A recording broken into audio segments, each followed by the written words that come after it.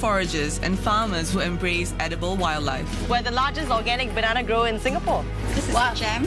Amazing. Yeah. So the mulberries are from the garden. No, that's delicious. Singapore is ramping up conservation efforts locally and across the region. I really do love reptiles and finding out about them, so I really love my job. Building must relate to the lives of the people. 目前还是一直要创新一些新的东西，我也不希望是人家把我看作是80岁的人。 There are those who dare to be different, who have made their mark in Singapore and beyond. You have such big dreams, you want to change the world with your art. Obviously, every fighter wants to win, so all you can do is to prepare yourself to win.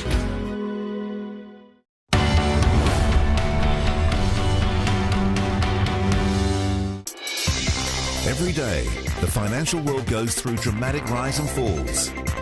We'll track the biggest market movers and show you where the opportunities lie. Get the experts' take on the performance of key indices. Plus all the analysis to help you understand forces driving global economies. The daily business news you need, only on CNA. This segment is brought to you by Xeon Corporation.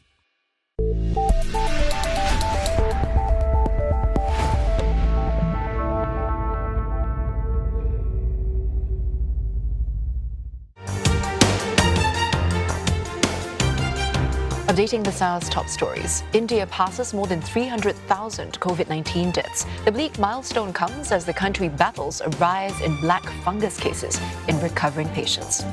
Japan opens its first mass COVID-19 vaccination centers to speed up rollout. It's grappling with a virus surge just 2 months before the Tokyo Games.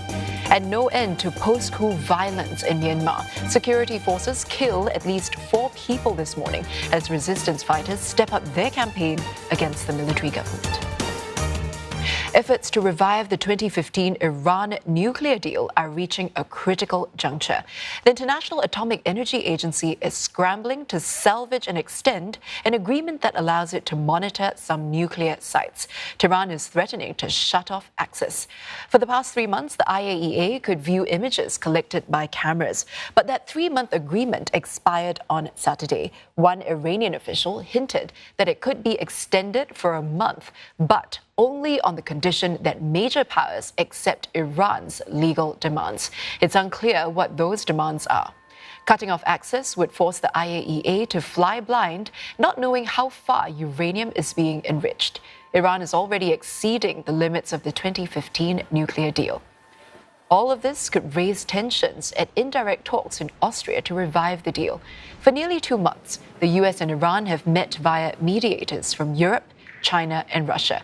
A 5th round will start this week. The US, under former President Donald Trump, abandoned the deal and reimposed sanctions. The current Biden administration wants back in, but it expects Iran to take the first step. However, Tehran is demanding that sanctions must be removed first. America's top diplomat is voicing frustration. Antony Blinken says there's no sign yet that the Iranians are taking steps needed for the removal of sanctions. The top U.S. general for the Middle East believes his country's withdrawal from the region risks giving Russia and China a chance to fill the gap around the Gulf, and weapon sales would be one need that Moscow and Beijing could exploit. Frank McKenzie spoke to reporters in Saudi Arabia, and he talked about the region as an area of intense competition between great powers. He argues as the U.S. adjusts its posture there, America's 2 powerful rivals will be looking very closely to see if they can exploit a vacuum that opens. But on the other hand, General McKenzie says the strategy of doing more in the region with less military presence may actually prevent China and Russia from cashing in on any U.S. void. The early months of the Biden administration has seen it put more attention on Asia. This as American troops are being fully withdrawn from Afghanistan, while force presence in Iraq and Syria is under review. The Pentagon has also moved ships forces, and weapon systems out of other Middle East countries. Meanwhile, ties between Beijing and Moscow appear to be deepening. Both neighbors heading for strategic and security consultation talks just days after President Xi Jinping and Vladimir Putin oversaw the launch of a nuclear energy project.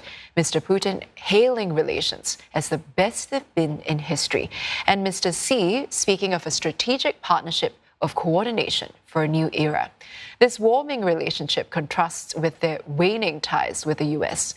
President Biden at odds with China over human rights, intellectual property, and economic policy, and Washington imposing sweeping sanctions on Moscow for harmful foreign activities.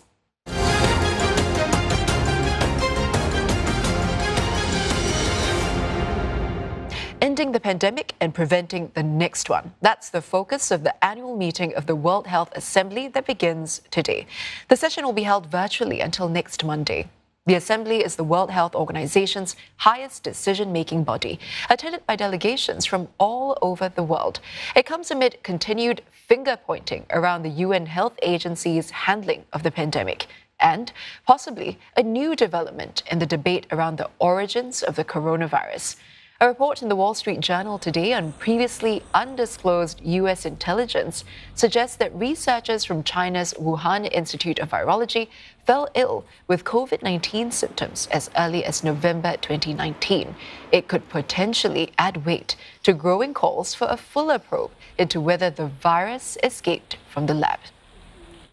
Well, we spoke with Stephen Morrison, who's director of the Global Health Policy Center at the Center for Strategic and International Studies. And he told us whether China will face an increase in pressure and scrutiny over the notion of a lab leak in Wuhan. WHO has chronic weaknesses, and these are detailed along with recommended remedies in that analysis. The independent panel decided not to assign blame, and it ducked the question of talking about what China did, what the United States did, the failures in Brazil, the major failures around the world, of which there are many, many. It made broad statements. If you go to the chronology, the very detailed chronology that's included in the report, that's pretty damning. But it shied away from naming names and really putting the finger on China. The origin debate remains unresolved. There continue to be statements coming from very credible and serious scientists detailing the proposition that this could have happened and needs to be investigated. There needs to be lab records, safety logs, and the like shared and disclosed. And there's going to be a lot of pressure this week upon the Chinese coming from multiple directions. Whether it's successful or not is too early to tell. Malaysia's Prime Minister says his government decided not to impose a complete lockdown because it's trying to strike a balance between protecting lives and livelihoods. Dia boleh tutup, tapi bila nak buka balik, mungkin sistem tu dah runtuh. Jadi sebab tu kita belajar. Dalam setahun ni, kita tak boleh tutup itu. Ekonomi tutup. Sebab tu kita kena imbang. It is between life and livelihood.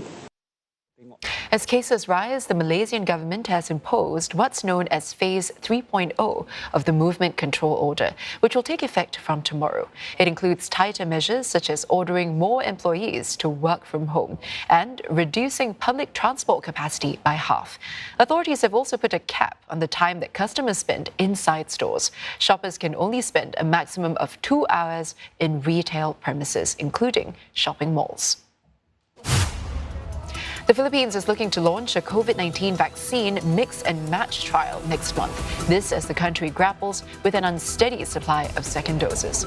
The trial is currently awaiting approval, and if approved, it'll last 18 months, involving some 1,200 participants. The trial will focus on mixing China's Sinovac shot with other brands that the country has a steady supply of. The government hopes to vaccinate at least 500,000 citizens daily and achieve herd immunity by November.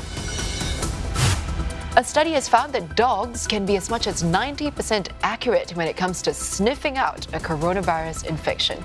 Scientists train dogs to indicate the presence or absence of a chemical compound given off by the body when one is infected by the virus. Researchers say their high detection rate, combined with existing tests, could better help detect mild or asymptomatic cases. The study also suggests the possibility that sniffer dogs could possibly replace the need for quarantine if tests were carried out in tandem. Now, there are concerns that British fruit crops could be lost as farms face a lack of seasonal workers for a second year. COVID restrictions and changes to